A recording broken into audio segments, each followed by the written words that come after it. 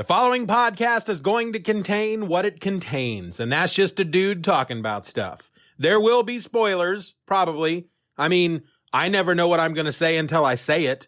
Just consider yourself warned.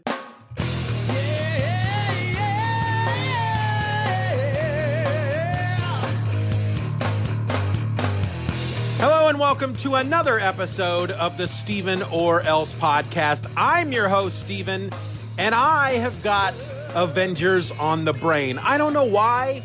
Maybe it's because there's a movie currently at the box office that is breaking records left and right. Or maybe it's because I am not able to go see the movie until it comes out on DVD because I have neither the time nor the money to go do so. Or maybe it's just a combination of both. But regardless, I have got Avengers on my brain. I can't stop thinking about the Avengers. And when I think about the Avengers, of course, I think about the comic books. And when I think about the comic books and I think about the Avengers and I put both of those together in a great big pot and I stir them up together, there is one particular storyline that I cannot help but think about. My most favorite single storyline in all of Avengers history. I'm sure you have your own, and it may be this one and it may not be. But for me, it's Under Siege from back in '86. Now, this runs through the Avengers title, issues number 273 to 277. It was written by Roger Stern with breakdowns by John Buscema, finishes by Tom Palmer, letters by Jim Novak, colors by Paul Becton. The editor was Mark Grunwald, and Jim Shooter was our editor-in-chief. Okay, so here's what the story is. Basically, what you've got is you got Baron Zemo, who gathers up a bunch of supervillains, creates a new Masters of Evil. They invade the Avengers mansion, they take it over, and then the Avengers have to get it back. That's the story. But as we go through issue number 1, you're introduced to all of these villains, and there's a bunch of them, and I want to really kind of take the time to let you know who these villains are. But before we get to the villains, let's talk about who the Avengers were at this time. You had the Wasp, Janet Van Dyne. She was the leader of the Avengers at this point. You've got Captain America, Steve Rogers. You've got Captain Marvel, Monica Rambeau, not to be confused with the Captain Marvel that you know from the new movie. This is the Captain Marvel from the 80s. She can transform herself into energy and fly at the speed of light. We've also got the Black Knight, Dane Whitman. He's like a scientist, genius type, but he's also a medieval knight with the ebony blade that is a mystical blade. We also have Hercules, and Hercules is Hercules, man. He's the son of Zeus. Now, Namor the Submariner is also in the Avengers at this time. Previous to this issue, he was inducted into the Avengers, but he takes a leave of absence, so he does not appear within this storyline. So for those of you who are new to the Avengers, and when I mean new to the Avengers, I mean reading the Avengers or seeing the movies just within the last 10 years, there was a time that they lived in the Avengers Mansion, which was the size of a city block. It's, of course, a fictional place, but it was located at 890 Fifth Avenue in Manhattan, New York City, and was across from the park. It was originally the Stark family manor until Tony Stark, who of course we know is Iron Man, he donated the mansion to the Avengers. Its upkeep and finances are maintained through a charity called the Maria Stark Foundation, and it was primarily looked after by the Stark family butler, Edwin Jarvis. He not only took care of the mansion, but he also catered to the needs of the Avengers team. Now you need to know who this guy is because he will play a part in this storyline, and he's just he's probably in his 50s, slightly overweight and balding, British butler. But the Avengers Mansion served as a place to plan and strategize and was also a home for the Avengers when they needed it. Not all the Avengers lived there, but some of them did. And of course, this is where our story takes place. So we open issue number 273 with a splash page. We're in Mike's bar. Hercules, he's partying with the locals, and because that's what he does. Hercules drinks a lot, he parties, he's just a fun guy. And he's holding up a table on his back with 12 of the bar's patrons on the table. And a fella from atop the table shouts down to Herc that he just has to hold out for 8 more seconds and then he'll win the bet. And Hercules isn't worried. After all, as he says, he's not called the Prince of Power for naught. But before the 8 seconds is up, the table splits in half and the people spill out onto the floor. The fellow at the bar who made the bet figures that despite the table breaking, Herc would have won anyway, so he honors the bet and buys a round for everyone. Then he and Hercules get to talking, and the guy asks him about the rest of the Avengers. And this provides the new reader, if you were, they would do this every once in a while back then. They would just reintroduce the reader to the characters. And this was a quick 2-page way to do it. Matter of fact, I think it was more like a page and a half or a full page. And so Hercules is going through each of the Avengers, who they are. He's not giving away any secrets, but then he gets done with it, and the guy starts cracking a joke about the Wasp, and cracking jokes about Hercules taking orders from a woman, which Herc doesn't take too well. And they have been establishing for a number of issues up to this point that he doesn't like being told what to do when it comes from a woman. He's been keeping it all inside up to this point, but a stranger giving him crap about it at a bar just turns out to be a little too much, and he throws the guy through the bar's front window. The guy flies out into the street where he's about to be run over by a big truck, but Hercules, realizing what he's done, rushes out and puts himself between the man and the truck, smashing up the truck in the process. As Hercules is left to deal with the consequences, meaning he just tells the owners of the bar and the truck that they just need to send the bill to the Avengers and that the Avengers will make it right. The man that Hercules nearly killed, the guy at the bar who made the bet and started cracking wise about the Wasp, he takes off, and we soon find him climbing into the back of a van that's occupied by Yellow Jacket. And that's when it's revealed that this fella is the Wrecker. Okay, so who are Yellow Jacket and the Wrecker? Yellow Jacket is Rita Demira. She first appeared in Avengers 264, which is, in relation to this issue, is not that long ago. She'd stolen one of Hank Pym's Yellow Jacket costumes, and she modifies it for herself. She's a cybernetics expert, and with her suit, she's able to fly, grow, and shrink, and shoot stinger blasts. The Wrecker is Dirk Garthwaite. His first appearance is Thor 148 from 1968, and he was given superpowers accidentally, by mistake, by the Norn Queen. He has superhuman strength, stamina, and durability, and he wields an enchanted, indestructible crowbar. So the two villains, it turns out, they've been spying on Hercules, and they call in their report to Moonstone. Moonstone is Carla Sofin. She first appeared in Captain America number 192 from 1975. She's a psychiatrist with a lust for power, and she uses hallucinogens and hypnosis to persuade Lloyd Block, the original Moonstone, to give her his Moonstone, the source of his and now her power. So with it, she's got superhuman strength, speed, stamina, durability, agility, and reflexes, along with flight and the ability to phase. So it's quickly revealed that Moonstone isn't actually the boss. The boss is Baron Zemo, and he walks in and he asks her what she's doing. Baron Zemo is Baron Helmut Zemo, and he first appeared in Captain America 168 from 1973. So as I said, he's the son of Baron Heinrich Zemo, the Nazi scientist who crossed swords with Captain America now and again in World War II. He has slow aging. He's a genius. He's an expert fighter, swordsman, marksman, and tactician, and he is the leader of this team that we will meet.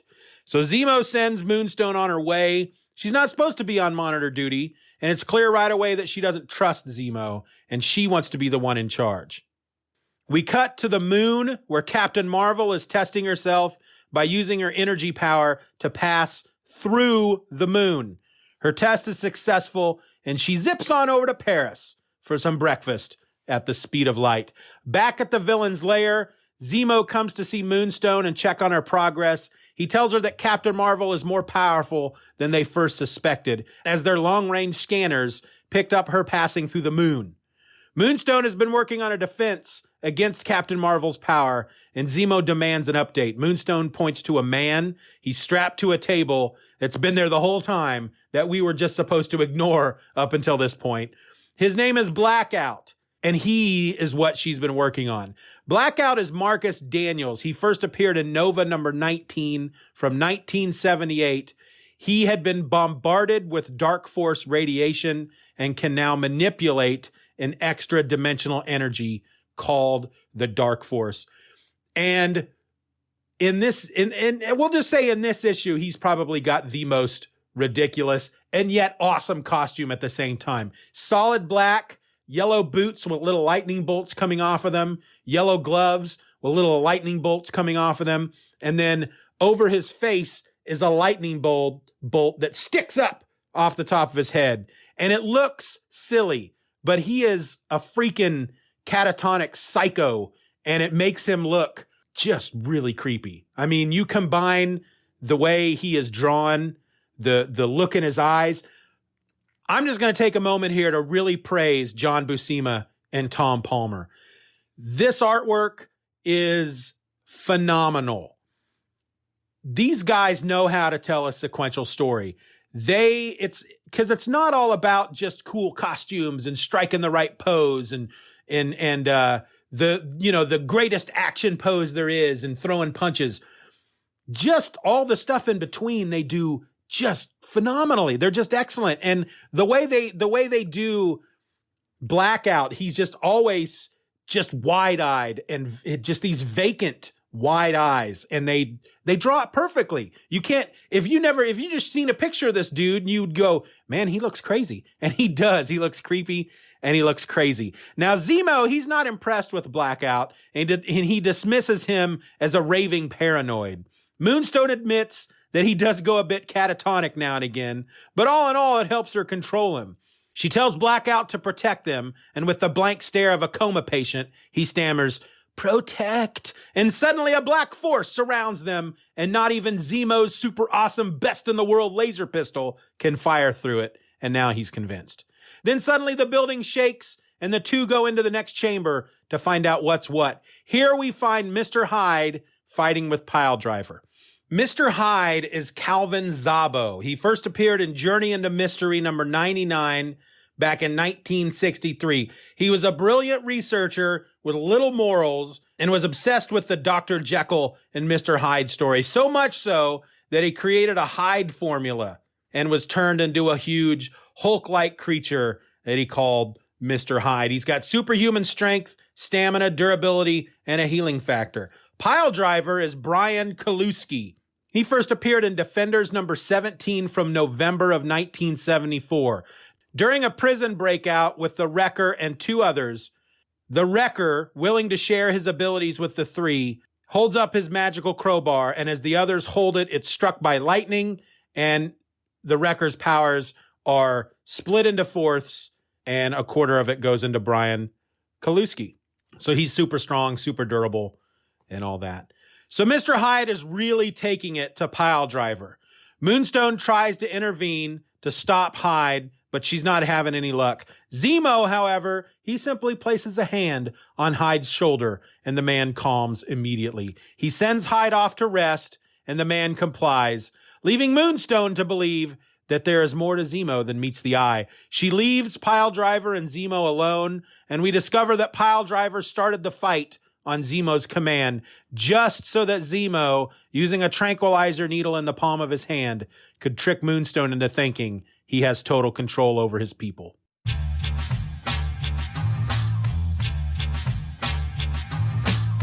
This isn't hardcore, this is for the art dorks, theater geeks and comic book losers and all the smart sorts. This is for the tabletop dice rollers and poetry readers and every nerdy kid who's still repping the art form. So join the Nerd Corps. Here's your application.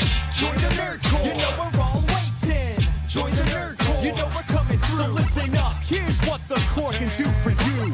Start a website, start a blog too. You want hip-hop? Sorry, we got you. So now these rappers talk about my skills like he's alright, but he's not real. Go ahead ahead and talk about how Adam never paid his dues. Your business models are worn out like my favorite shoe. With your little local scene and your whack-ass crew. Don't even ask to do a show when I'm passing through. And just because I speak on comics and rap, I'm bombing these cats. Be honest, what's your problem with that? Come on, Jack. So now you wanna talk how you can do better. Rocking your throwback Snoopy iceberg sweater. I'm a postmodern gangster, ironic half-stepper. Rapping for a living cause my mama never taught me better. Cause this is hip-hop, just not the stuff you're used to. We're like the ultimate version of the Juice Crew. This isn't... Later that night, the Black Knight and the Wasp, who appear to be a couple, I believe, they attend a gala event to raise money for the March of Dimes when Paladin shows up.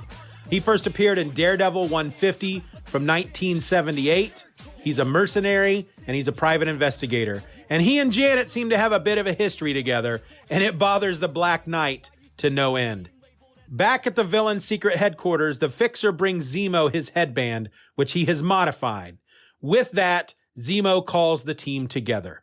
Among those we've already seen are Tiger Shark, Goliath, the Absorbing Man, Titania, Thunderball, and the Bulldozer. Okay, we'll start with the Fixer. The Fixer is Norbert Ebersol. His first appearance was Strange Tales number 141 from 1966. He was a child prodigy with such great mechanical aptitude that he took apart and repaired an alarm clock at the age of 3. By 10, he'd built a small electrical car, and by 13, a robotic arm. Eventually, he used his skills for crime. Tiger Shark is Todd Arliss. He first appeared in Submariner number 5 from 1968. He was an Olympic swimmer who damaged his spinal cord. During experimental surgery, Dr. Lemuel Dorca blended Arliss's DNA with Namor and a tiger shark. He's got superhuman strength, speed, stamina, durability, agility, and reflexes, and also has a healing factor. Goliath is Eric Jostin. First appeared as Goliath in Iron Man Annual number 7 from October of 1984. The first Baron Zemo gave him powers using the ion ray that gave Simon Williams his powers. Simon Williams would be Wonder Man. And then Eric became Power Man. This was back in Avengers 21, October of 1965. He lost those powers and eventually hooked up with Dr. Carl Mollis, who renewed his strength, but also gave him an extract of the growth formula created by Hank Pym. He's got superhuman strength that grows as he grows, along with invulnerability and superhuman stamina. The Absorbing Man is Carl Crusher Creel. He first appeared as the Absorbing Man in Journey into Mystery number 114 in March of 1965. Loki, the Asgardian god of mischief, while Creel was in prison, slipped an enchanted potion into Creel's drinking water, which gave him the power to absorb the physical properties of anything he touches. Titania is Mary Skeeter McFerrin. She first appeared in Marvel Superheroes Secret Wars number 3, July of 1984, which, hey, that's an event we're talking about over at Event or Else, isn't it? Just saying. She's got superhuman strength, stamina, and durability. Thunderball is Elliot Franklin. He first appeared in Defenders number 17 in 1974. He was once a brilliant physicist and inventor of the miniature gamma ray bomb, something Bruce Banner could never do. Franklin turned to a life of crime to fund his research and eventually landed in prison where he met Dirk Garthwaite, also known as the Wrecker. During a prison breakout with the Wrecker and 2 others, Brian Kaluski and Henry Camp, willing to share his abilities with the 3, the Wrecker and the others held his magical crowbar up as it was struck by lightning, distributing the Wrecker's abilities among the other 3. He's got superhuman strength, stamina, and durability. Bulldozer is Henry Camp. He first appeared in Defenders number 17 from November of 1974. He was born in Topeka, Kansas. His mother left him in a garbage pile 2 days after he was born. He was raised in an orphanage. He spent some of his time in the Army until he was dishonorably discharged. He turned to a life of crime, and he was eventually arrested and sent to prison, where he, like Thunderball and Pile Driver, met the Wrecker, and, well, you know that story.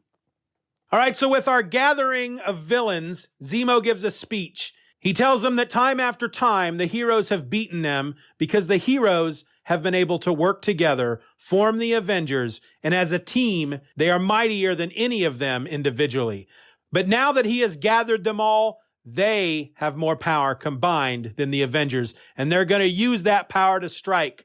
Moonstone speaks up against Zemo, and so Zemo directs Blackout to restrain her, which he does, wrapping her up in the Dark Force. This shocks Moonstone because she's the only one who should be able to control Blackout, but we soon learn that the modifications that the Fixer made to Zemo's headband are what allows him to control Blackout. Moonstone backs down and agrees to follow Zemo like she has any choice. And this is where we find out the name of our group of villains, the Masters of Evil. We go to the Avengers mansion. It's empty, but for Jarvis the butler, who is on monitor duty. It should have been Hercules, but he decided instead to go out with some charming young lady who invited him to take a cruise with her at the last minute. This is the moment that Zemo, knowing that none of the Avengers are home, decides to strike. Goliath, Moonstone, Blackout, Mr. Hyde, Tiger Shark, and the Wrecking Crew break down the front gate and assault the mansion head on, easily getting through the auto defenses. Soon they're in the mansion themselves and they begin wrecking the place. Poor Jarvis, all alone in the monitor room, attempts to send out a distress call, but it's picked up and jammed by the Fixer. Mr. Hyde breaks into the monitor room and we're left to wonder what's going to happen to Jarvis. Not long after, once the mansion is secure, the Fixer and Zemo arrive to take up residence. And that's the end. That is issue number 1.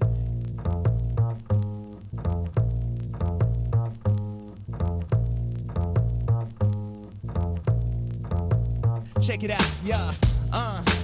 This is summertime. We got a heat wave outside. Monsters say frosty on the mic. Know what I'm saying? Yeah, sunny day outside. Maybe it's too hot. Maybe I walk around the block to get adjusted. Maybe the edges of my eyes are all crusted because I dreamed all night, yo, poetic justice got me taken to the streets with a newfound sense of purpose because new things have surfaced. Now I'm reevaluating how I approach this. Stepping on new ground, used to think it was hopeless. Nah, to everybody suffering from some kind of corruption inside of their minds, body, or soul, then trust in this. You need sustenance, something different from the hustle and bustle. Your whole daily production got its custom in. I place like all my attention up in the beats and rhymes, hoping to keep the time and speak the deepest line. And if I never hit the streets in time, then I'ma just keep rocking with the peace of mind. Doing our best to just get by. So raise your hands and touch the sky. I'm thinking everything's gonna be fine. Why would I lie to you? Why would I lie to you? Oh, we're doing our best to just get by. So raise your hands and touch the sky. I'm thinking everything's gonna be fine. Why would I lie to you? Why would I lie to you? Okay, so this takes us into issue 274. And now that the Masters of Evil have taken over the Avengers mansion, Black Knight shows up. He has left the party early. He was getting very jealous about Janet hanging out with Paladin. So he comes home and they let him walk up the sidewalk. He doesn't notice that the gate has been smashed down because they replace it with another gate. He doesn't notice that it's a new gate. He gets up to the front door. He puts his card in. He gets into the main foyer. And right away, he kind of realizes there's something wrong because the lights are out. And he pulls his sword just as a blast comes at him, and it's Yellow Jacket. And she zooms by. He goes to give her chase. He's like, what the heck? Why is there a freaking supervillain in my mansion? And he goes to give chase when a fist comes through a wall, smashes him in the side of the head, and knocks him onto the floor. And it's Mr. Hyde who comes crashing through the wall. Mr. Hyde then, he really just starts pounding on the Black Knight. And we have to understand that the Black Knight, Dane Whitman, he doesn't have superpowers. He's just a regular dude. And so you really worry at this point if Hyde is going to kill him. And you also realize, if you've never read any books with Mr. Hyde in it before, this dude is freaking crazy. He does not care. As a kid, I remember reading this and thinking, come on, man, you're super strong. This is a regular dude. Settle down. But Yellow Jacket intervenes and she has him stop because they are supposed to take him alive. And she grabs his sword Black Knight is unconscious at this point, and Mr. Hyde ties him up with his own cape and throws him over his shoulder, and they go off. Takes him into like the meeting room where poor Jarvis, he's in it. He's tied. He's got his hands tied behind his back. He's sitting on a chair with a gag on, and he's up on top of the conference room table. We then go to Monica Rambeau, Captain Marvel.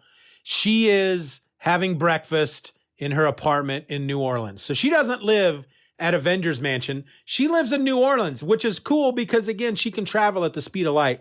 And she gets an alert on her Avengers communicator bracelet thing, and it's the Wasp telling her, hey, something's come up. I need you at the mansion right away in the main assembly area. And Captain Marvel throws on her costume, and within a second, bam, she's in that main assembly area where the conference room table is. And of course, the first thing she sees is Jarvis tied to a chair with a freaking gag around his mouth, and Black Knight laying on the table unconscious.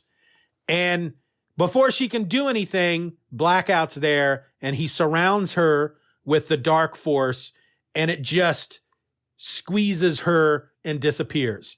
And so we're left to believe that Captain Marvel has died.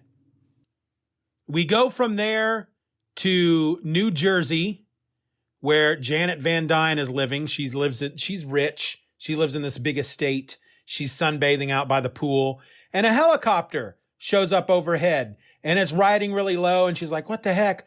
And Captain America jumps out of the helicopter, lands on the diving board of the pool, does a flip, and then lands on the cement at the side of the pool next to Wasp. And she's like, what's going on? And he says, I was in the Carolinas and I had a run-in with the Trapster and Whirlwind, which I think we learned that happened in a Captain America issue. And we learned that that was something that Zemo had set up just to distract Captain America.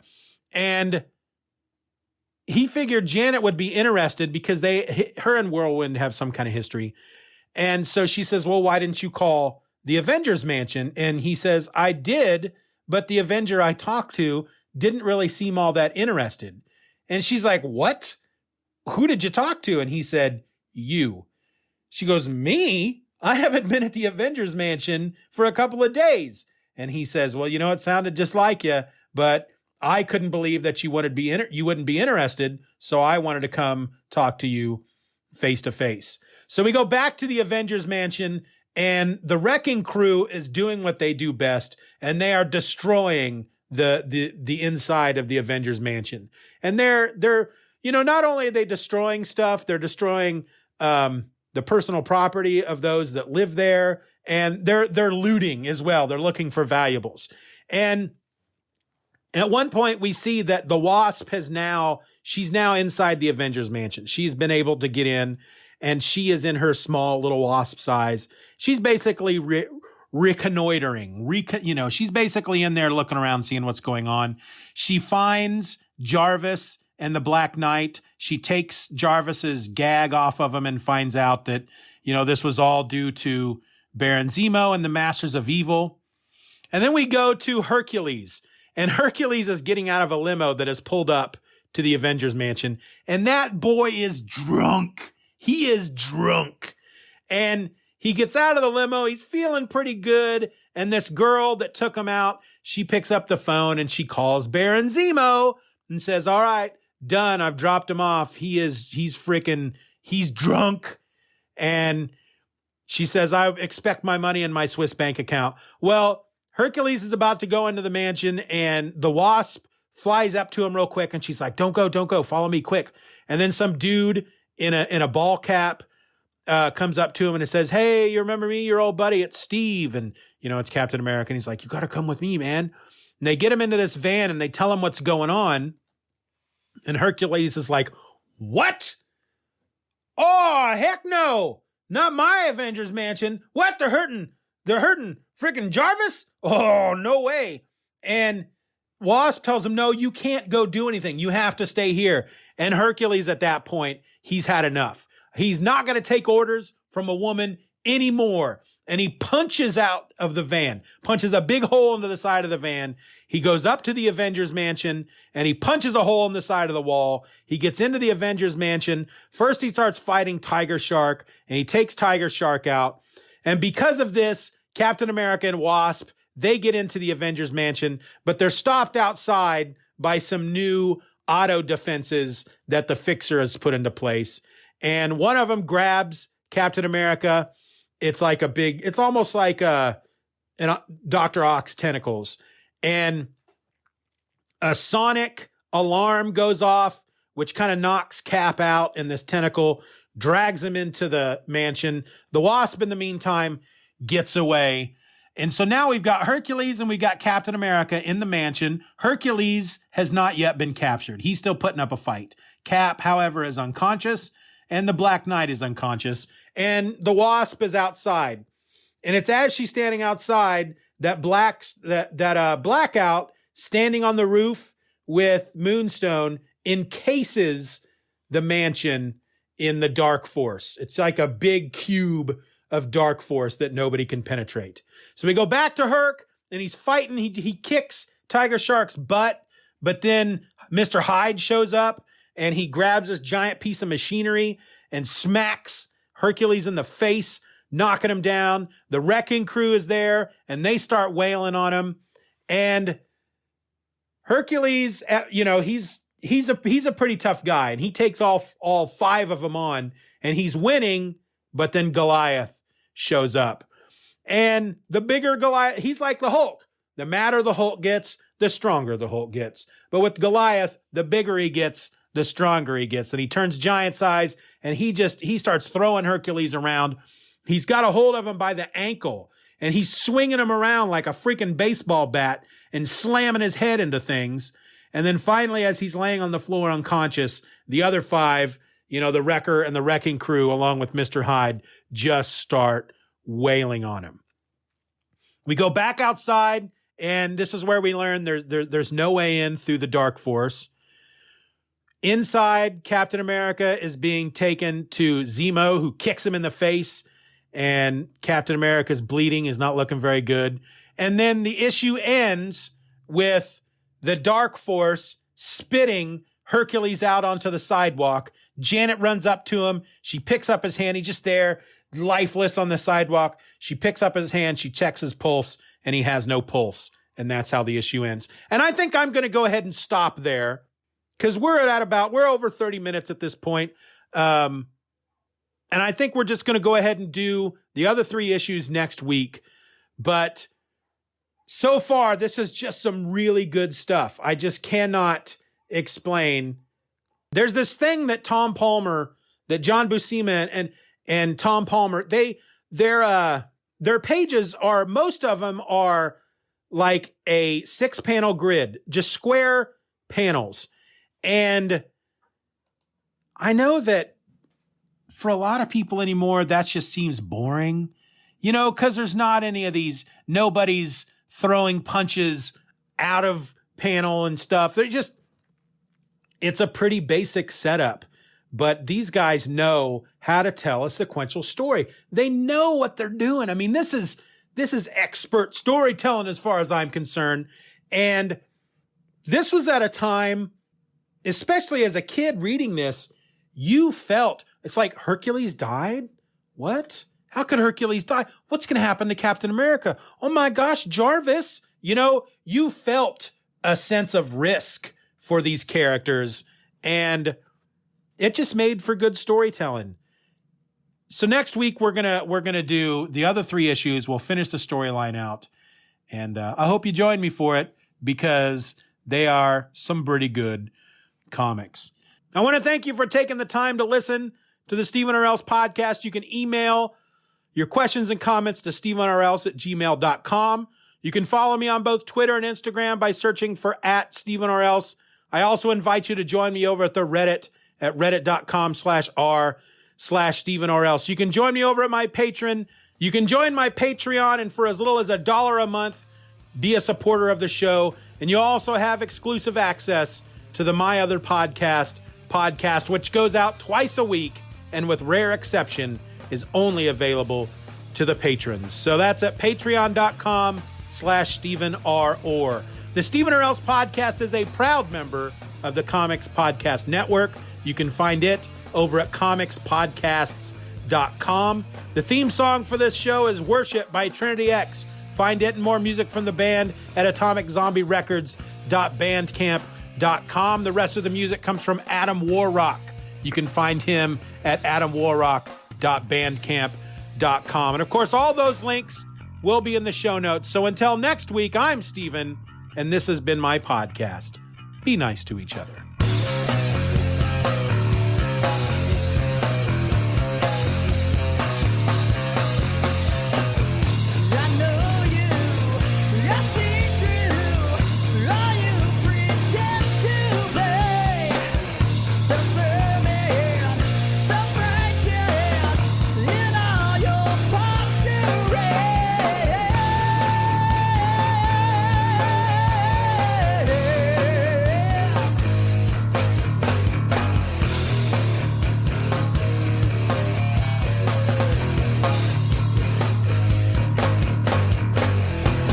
Bye-bye, Daddy. Bye-bye, Daddy. Good job.